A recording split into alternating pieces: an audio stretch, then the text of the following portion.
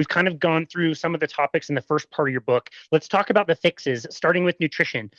We just kind of talked about some of the things that probably need to go to be reduced or removed, like you said. What are some of the things we want to be replacing that with?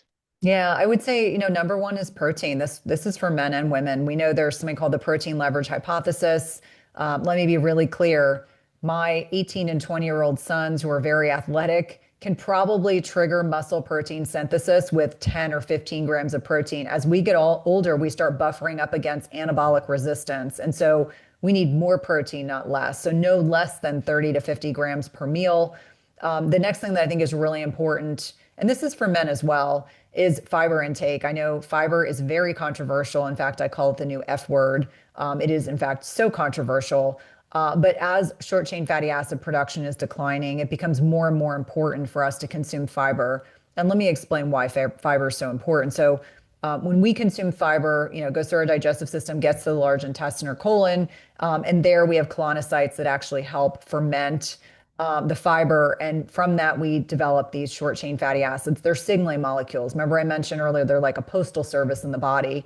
They're really, really important. And one of them in particular is called butyrate. It can actually cross the blood-brain barrier. So the blood-brain barrier is designed to be impermeable, which means ideally we don't want it to be leaky. We don't want things, it's designed to protect the brain, but butyrate can cross the blood-brain barrier, and it's really important for brain health.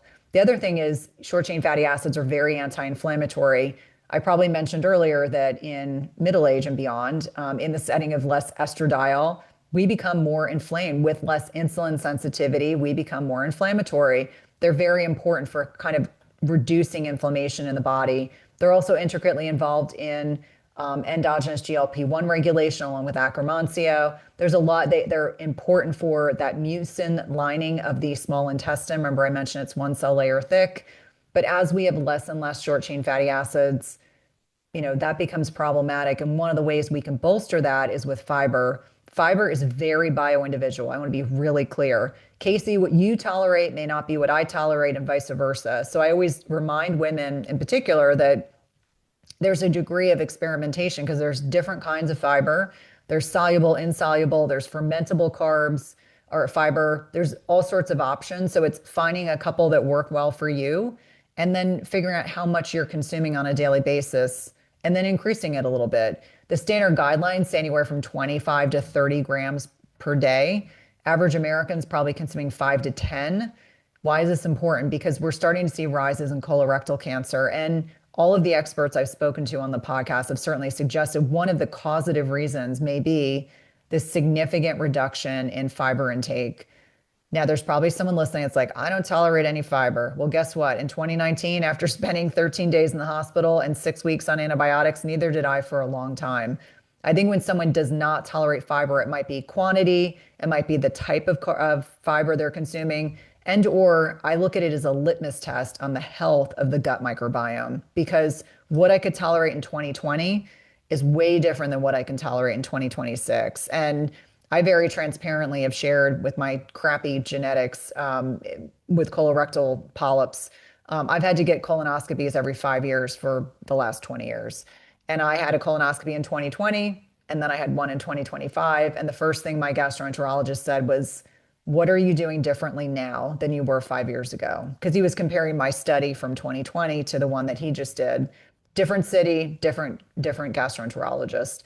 I said, I really got serious about fiber. He said, keep it up. He's like, you look great. And so being able to compare objectively a study from 2020 versus 2025, I think fiber becomes a larger part of the conversation. Now, beyond that, I'm like brightly pigmented fruits and vegetables, really important. Those bright pigments are full of polyphenols, which is a fancy way of saying these are signaling molecules. Remember, we talked about the messengers in the body. So, whether it's radicchio or peppers, just making sure you're trying new types of foods. I think that, there's one particular signaling molecule called urolithin A that's a postbiotic that is really important. And about 30% of us can't produce it on our own. I think it's only 30% of us that can. So the rest of us can't. And testing for it's silly because it's expensive. So more often than not, urolithin A becomes really important. And you can get that in like pomegranates and strawberries and walnuts, but you'd have to eat a lot. So this is some place where I think supplementation can be helpful. in particular. Gotcha. Okay. The F word. I love it. Yeah, I keep I saying, like, like I've had people tell me, I'd love to have you on as a guest, but we can't talk about fiber. Seriously. that's crazy. Wow. Yeah. No, that's crazy. It's so interesting. I love when things are really black and white and we don't need to discuss them very much. There's not a lot of nuance. And so in the carnivore space where I've been for the last 7 years, it's like, oh, fiber's bad. You can't have fiber. It's the worst thing for you. Think about all the plant toxins that you get when you also get the fiber and the lectins and the oxalate and all the things. And what you're explaining is so much more nuanced. It's not so clean. And even just like considering the different types of fiber, maybe you won't do really well with one, but you'll do better with another. I had never really considered. So it's really interesting, maybe triggering when I'm listening to your amazing guests on your show and you're talking about it. And like, no, we're calling this the longevity molecule. And it's like, but I thought this was like the worst thing for me. So it's interesting that there's a lot of nuance there for somebody who is in the carnivore space. They don't have any whether or not they're interested in getting more or not. How do you recommend that they start to introduce that? Yeah, it's such a great question, Casey. And I think I shared transparently. I was full carnivore for 9 months. I tolerated zero fiber. Like if I ate it, it gave me diarrhea and it was really unpleasant. And my surgeon and my gastroenterologist were like, this is just part of the process. I was like, it's because you've decimated my gut microbiome and now my body's trying to rebuild it. So when someone says to me they don't tolerate oxalates, saponins, any of these plant defenses, I'm like, it is probably a reflection of what's going on in your gut. And that's okay because that can change. This is not a static issue. This is something we can change over time. So when someone says to me, my gut's so inflamed, if I introduce any type of fibrous entity, I get gas, bloating, etc. So I'm like, first of all, is it quantity related? What ends up happening is we see a number of like, oh, I track my macros, I'm consuming 10 grams of fiber. Cynthia's saying we have to be consuming 25 or 30. Oh my God, they eat a huge quantity of, let's say it's lentils or beans or flax and chia seeds, and then they have all this bloating. Some of it is dependent on quantity. Sometimes it's dependent on the type. So I will give you an example. I don't really eat junk food, but I do like dark chocolate. And dark chocolate has lots of polyphenols, so there's some health benefits. Occasionally, I will allow myself to have Lily's dark chocolate. Do you know what's in Lily's dark chocolate? Inulin. It does not matter how much or how little I eat, it bloats the hell out of me. So if I eat it, I know what's going to happen. So for me, inulin is not a great choice for me, but I can use flax and chia seeds. I do fine with a small amount of lentils, small amount of beans. I do fine with different types of other plant varieties, hearts of palm, artichoke hearts. So for me, it's finding what works for me. And for everyone listening, it's dial back on the quantity, try a couple things, find one that you like flax and chia seeds for me. Duck to water, do great. They're in all my smoothies. I have one smoothie a day just to buffer my protein intake. No problems whatsoever. My husband even takes it now too. And he and I were laughing. We're like, I cannot believe we are now middle-aged and we talk about fiber intake. But yes, that's what we do. So I would say for anyone listening that has concerns about fiber, don't eat a lot of it. Just experiment. Track it to find out where you are. Experiment with a few different kinds. I would avoid like the fermentable stuff. I would not be I wouldn't be taking the supplement powders like inulin or PHGG, which is partially hydrogenated guar gum, which is quite a mouthful. I would probably try some food-based sources. Maybe you start with a tablespoon. That's not a lot. Or if you're really concerned, start with a teaspoon of something and see how you do.